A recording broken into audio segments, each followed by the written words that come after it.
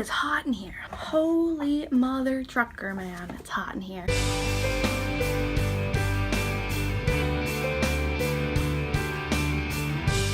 Hey bookaholics, welcome to another video. So today I'm doing my February wrap-up. I'm so excited. I read 10 books this month, which is amazing because that is just crazy. It's the shortest month of the year, and yet I read the most in this month than I did last month. I'm just really excited for that. So let's just get right into all the books I read in February. So the first book I read in February, which honestly, I cannot believe that I read this in February. I feel like I read it so long ago. The first book I read this month was Cat and Meg Conquer the World by Anna Primazza. This was such a good book. I love the friendship that developed in this book. It was so genuine and so authentic. It was just perfect. I would highly recommend this one. So it pretty much follows two characters, Cat and Meg. Cat just moved from Ontario to Alberta, and she's kind of getting used to being in the new environment. It's a lot more snowy. My province lives right next to Alberta, so I know exactly what she's going through in this whole book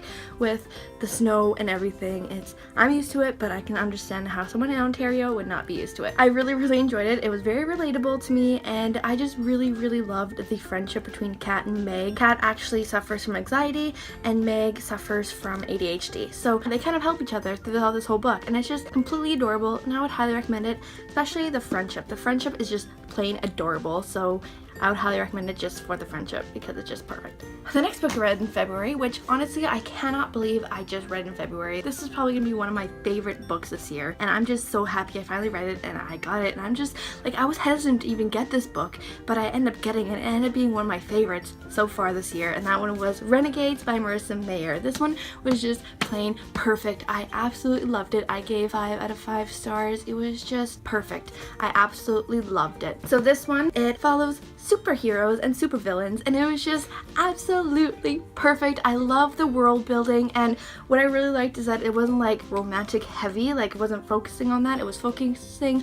mostly on the action and like everything that goes around in this world and developing it, and I love this book so much. I would highly recommend this book. It was just perfect. I just loved it. I'm just so happy I got this book. I can't say enough about it, and I would highly recommend just going into this without knowing too much about it, because I did read the synopsis at one point, but I didn't read it when I bought it. I just kind of went into it, and that was so much better because I wasn't too sure what to expect, and it was just, I just loved it. Next one I read, which was part of my 24-hour readathon, so if you want to go check out my readathon that I did, I'll put a link down below in the description box. The first one I read in my 24-hour was You'll Miss Me When I'm Gone by Rachel Lynn Solomon. Now this one, I didn't enjoy it as much as I thought I would. I ended up giving it 4 out of 5, so it was still a really good book. It just didn't connect to me in the way that I wanted it to. I didn't cry, I didn't have any like huge emotions going into this the way I thought I would, but it was still a good read, and it was still very educational, with it being about twins who have the chance of getting the Huntington's disease. I don't know too much about Huntington's disease, but it is a very serious illness that is genetic. As you grow older, you'll lose function of walking, talking, eating, and you'll have to pretty much live in a home for the rest of your life once it starts really affecting everything. And it was just really good. It follows twins again, as I said. Their names are Adina and Tova. They are not close. They kind of estrange themselves from each other due to a certain situation that happened as they were growing up. Pretty much goes through their relationship, kind of building back their relationship, dealing with the Huntington's disease and everything like that. So it was a really good read. It just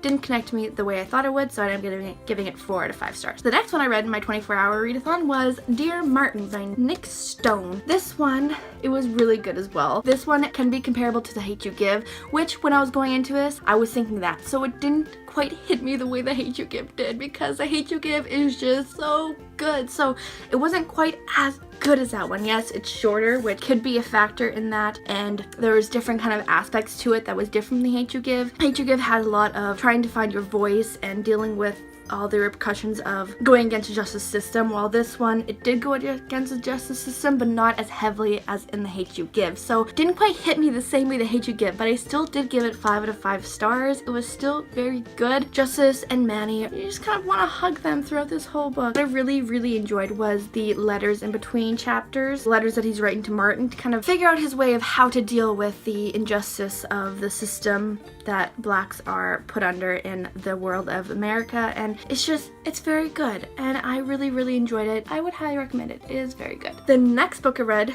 in the month of February was an audiobook, which is Every Day by David Levithan. This one, I read it because I saw the trailer for the movie, and the movie looked so good that I just had to read it. And I ended up giving it 3 out of 5 stars. It was still good. What I really enjoyed was the swapping between one person and the other. That was very interesting, just to see how she went into different people and how she dealt with that. Like, some people had depression, stuff like that. Some people were suicidal. Some people had a very good family. Some people had very awful families, and it was just so interesting to read that aspect of the book, which is what saved it for me. The thing that really brought it down was the love. The insta love was just I didn't enjoy that part of it. I didn't enjoy the aspect of that. I feel like if it was a book that just concentrated on going from one person to the other and kind of building a story around that, I think I would have loved it even more. But with the insta love in there, and it was just kind of stalkery, and it was just I didn't like the love at all, which brought it so down, because I really love the parts where it was just following her in another body, and that was just fantastic. But when it got into the love and her wanting to get to this person, and it was just, I didn't enjoy that aspect of it. So if you don't like insta love and you're not very interested in the aspect of going from one person to the other, I would not recommend this book for you. But if you are intrigued by that aspect, I would, because that was very fun to read. But that was the 5th book I read this month. And the next book I read, which was also another audiobook, was Rubble Bail by... oh no, I don't remember who's by. I can't remember the author, but it will be in the picture there, so you'll be able to read it. I rated this book 4 to 5 stars. I liked it better than I thought I would, because when I read the synopsis, it sounded kind of weird, but other people were really rating it hard. Like Katie from Kate's Book Date really liked the first book, and then as she went on, it really just went downhill. But I wanted to check it out just to see how it was, and I actually enjoyed it more than I thought I would, because it pretty much follows a girl. I cannot remember her name. I'll put it up here somewhere. Pretty much follows her as she gets into a situation that she didn't ask for and ends up getting superpowers, and has to protect the person who she doesn't get along with, and eventually falls in love with him. So it was very cute. I really enjoyed it. I'm not too sure if I'll continue with the series, because I know people say it goes downhill from there. I kind of was satisfied with just how it went. I'm not all that interested in continuing with it, because I really enjoyed the first book, and I just don't want to taint that with the other books. So I think I might just end it with that, because I did enjoy that. The next book I read, which I'm so happy I finally picked this up, because I've had it on my shelves for so long, and I'm just so happy I finally picked it up, because it was just fantastic. But that was Stalking Jack the Ripper by Carrie Maniscalco. This was so good. This is so freaking good. I loved it so much. I'm giving it 5 out of 5 stars, obviously, and it pretty much follows a girl named Audrey Rose, who is like working with her uncle in the, I can't remember what it's called, but they work on dead bodies and like figure out what went wrong and just getting all that kind of information. So she works that with her uncle, which is not seen as very ladylike in the 1800s. It follows that, but then the Stalking Jack the Ripper murders start happening, and all this stuff blows up, and it's so good and it's so fantastic. It pretty much follows Audrey Rose, and she ends up working with this guy Thomas and trying to solve this mystery of Stalking Jack the Ripper. And what really intrigued me with this one is the back. The back says, he murdered women in cold blood, he terrorized an entire city, he taunted those of us who hunted him down, but despite all these horrors, in the end I could not deny it, I was the girl who loved the Ripper. So, oh my god, it was so good.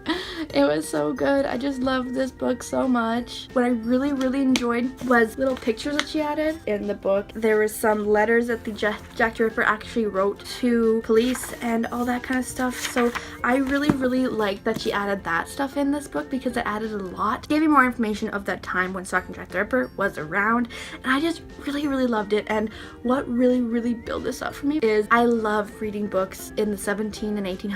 I just love it, and this one brought a lot of that into it, and it just spoke to me, and it was just perfect, and I just absolutely love this book. So if you like reading books of the 17 and 1800s, or if you're really interested in Stalking Jack the Ripper, or if you just want to read a really good book, highly recommend Stalking Jack the Ripper by Carrie Maniscalco. Next book I read in the month of February was a reread, and that one was Simon versus the Homo Sapiens Agenda by Becky Albertalli. It was a reread, and it was just as good as the first time I read it. First time I read it, I gave it 5 out of 5, and this time I read it, I gave it a 5 out of 5. 5. It is just so fantastic, and I just needed to read this book again before the movie comes out. I just needed to. I needed to read it again. I'm so glad I did, because it just made me so much more excited for the movie, and it just made me remind myself of what went on in this book. Like, I remembered the big parts, I remembered how adorable it was, but it was just so much better to read it again before I go into the movie, and I just can't wait to watch it. The movie comes out March 16th. I'm just so excited. The 9th book I read in the month of February was The Dangerous Art of Blending In by